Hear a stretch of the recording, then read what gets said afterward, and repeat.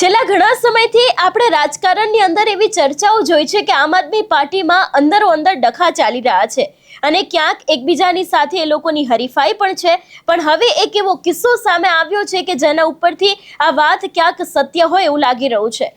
થોડા સમય પહેલા આપણે જોયું હતું કે ક્યાંક અરવિંદ કેજરીવાલે પોતાના સોશિયલ મીડિયામાં એક પોસ્ટ કરી હતી અને કહ્યું હતું કે આઈબીના અધિકારીઓ તેમને ફોન કરે છે, પણ હવે આ કોઈ આઈબીના અધિકારી નહોતા, પણ આમ આદમી પાર્ટીના નેતા જ આમ આદમી પાર્ટીના કાર્યકર્તાઓને ફોન કરીને દબડાવે છે એવો એક આખો કિસ્સો સામે આવ્યો છે. આખો આ મામલો શું છે તેની વાત આ વિડીયોમાં. નમસ્કાર, હું હંસિની અને તમે જોઈ રહ્યા છો નિર્ભય ન્યૂઝ.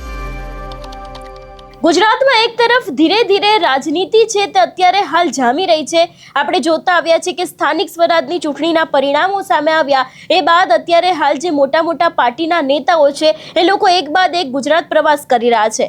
અરવિંદ કેજરીવાલ પણ ગુજરાત આવ્યા એ બાદ તેમને આઈબી અધિકારી દ્વારા ફોન કરવામાં આવે છે એવી આખી એક વાત સામે આવી. તેમના દ્વારા સોશિયલ મીડિયામાં એ નંબર છે એ પણ મૂકવામાં આવ્યો, પણ આ ફોન કોઈ પણ આઈબીના અધિકારી નહીં પણ આમ આદમી પાર્ટીના પ્રમુખ જ કરી રહ્યા છે એવી વિગતો છે.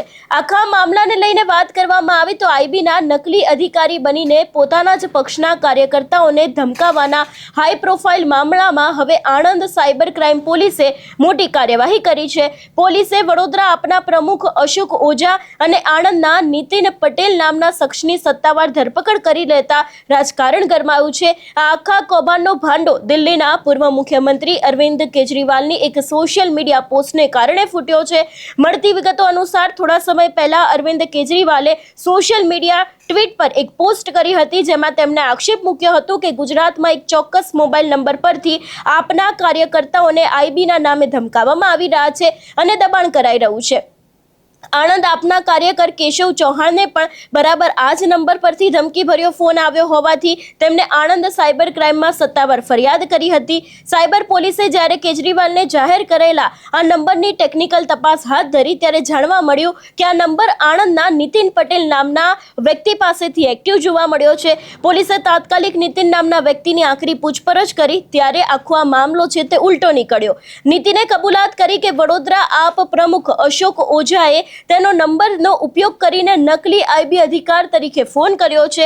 અશોક ઓઝાની પૂછપરછમાં સામે આવ્યું કે કેશવ ચૌહાણ તેમનો રાજકીય હરીફ હોવાથી પક્ષમાં પોતાનું વર્ચસ્વ જાળવી રાખવા તેને ડરાવવા માટે નકલી આઈબી અધિકારી બનીને આ આખો પ્લાન ઘડ્યો હતો. એટલે જે રીતે આમ આદમી પાર્ટીના એક તરફ નેતાઓ છે એ લોકો એવો આક્ષેપ મૂકતા હતા કે આઈબી અધિકારી અમને ફોન કરી રહ્યા છે, આ નંબર ઉપરથી સતત અમને ફોન આવી રહ્યા છે. ઇનફેક્ટ કેજરીવાલનું તો એવું પણ કહેવું હતું કે જ્યારે બીજી વખત ગુજરાત આવશે ત્યારે પોતે આઈબીની ઓફિસ જશે અને આખી આ પૂછપરછ છે તે પૂર્ણ કરશે. પણ જે રીતે હવે આખો આ ભાંડો ખુલ્યો છે જેમાં એક આમ આદમી પાર્ટીના નેતા બીજા આમ આદમી પાર્ટીના નેતાઓને ક્યાંક ને ક્યાંક રાજકીય હરીફાઈ માટે અને તેમને ધમકી ભર્યો ફોન કરતા હતા એવો આ સમગ્ર મામલે ખુલાસો થયો છે. વધુમાં આ વિષયને લઈને પોલીસ દ્વારા શું માહિતી આપવામાં આવી છે તે પણ સાંભળીએ. 2 દિવસ પહેલા તારીખ 28ના રોજ આમ આદમી પાર્ટીના નેતા દુર્ગેશ પાઠક અને ભાજપા અરવિંદ કેજરીવાલ બંને દ્વારા એક ટ્વીટ કરવામાં આવેલી હતી. એ ટ્વીટનો હાર્દ એવો હતો કે કોઈ એક નંબર ઉપરથી ગુજરાત પોલીસ અને ખાસ કરીને આઈબીના નામે લોકોને અને આમ આદમી પાર્ટીના કાર્યકર્તાઓને ધમકાવવામાં આવે છે. તમારું વેરિફિકેશન કરવાનું છે, તમે વેરિફિકેશન નહીં કરો તો તમે મુશ્કેલીમાં મુકાઈ જશો વગેરે પ્રકારની ધમકીઓ આપવામાં આવેલી છે. આવી એક ટ્વીટ કરવામાં આવેલી. આ ટ્વીટમાં ગુજરાત પોલીસ અને આઈબી ઉપર ગંભીર આક્ષેપો હોવાથી પોલીસ વિભાગ દ્વારા એની તલસ્પર્શી તપાસ થયેલી છે.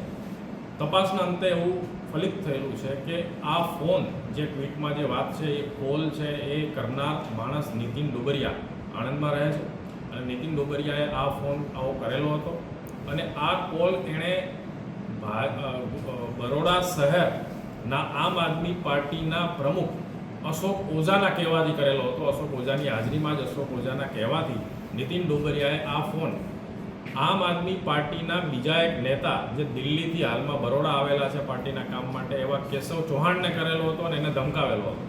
આ આખું ષડયંત્ર અશોક ઓઝા દ્વારા રચવામાં આવેલું હતું અને એનું કારણ એ હતું કે અશોક ઓઝાને એવો ભય હતો કે કેશવ ચૌહાણ દ્વારા એમનું નુકસાન કરવામાં આવશે, એમના કદને પાર્ટીમાં એમના હોદ્દાને નુકસાન કરવામાં આવશે અને ઉપર ખોટું બ્રીફિંગ કરવામાં આવશે એવા ડરથી આંતરિક કલેશના કારણે અશોક ઓઝા દ્વારા આખું ષડયંત્ર રચવામાં આવેલું હતું અને ગુજરાત પોલીસને બદનામ થાય એ રીતનું આ કામ કરવામાં આવેલું હતું, જેથી પોલીસ દ્વારા આ અંગે આણંદમાં ગુનો દાખલ કરવામાં આવેલ છે. સાયબર ક્રાઇમ પોલીસ સ્ટેશનમાં ગુનો દાખલ કરી અને અશોક ઓઝા અને નીતિન ડોબરિયા આ 2 આરોપીઓની ધરપકડ કરવામાં આવેલી હતી. એટલે એક તરફ અત્યારે હાલ જ્યારે આમ આદમી પાર્ટી ધીરે ધીરે ગુજરાતમાં પગપેસારો કરી રહી છે અને એવામાં અત્યારે હાલ ક્યાંક આમ આદમી પાર્ટીમાં જે અંદરો અંદરના ડખા ચાલી રહ્યા છે એ દરેક વાત હવે આગામી સમયમાં ક્યાંક આમ આદમી પાર્ટીને નડી પણ શકે છે. આની પહેલા પણ ઘણા બધા એવા કિસ્સાઓ જોયા છે કે ક્યાંક જે પક્ષના કાર્યકર્તા છે એ લોકો પોતાના જ પક્ષથી નારાજ થઈને તરત રાજીનામું ધરી દેતા હોય છે અથવા તો પછી પોતાની પાર્ટી છોડીને બીજી પાર્ટીમાં જોડાઈ જતા હોય છે. ત્યારે હવે આ નાની નાની વાત પણ આમ આદમી પાર્ટીને આગામી ચૂંટણીઓમાં ભારે પડી શકે છે એવી પણ શક્યતાઓ છે. આ વિષયને લઈને તમારો શું અભિપ્રાય છે અમને કમેન્ટ કરીને ચોક્કસથી જણાવજો. તેની સાથે અમારી ચેનલ નિર્ભય ન્યૂઝને લાઇક, શેર અને સબસ્ક્રાઇબ કરવાનું ભૂલશો નહીં. નમસ્કાર.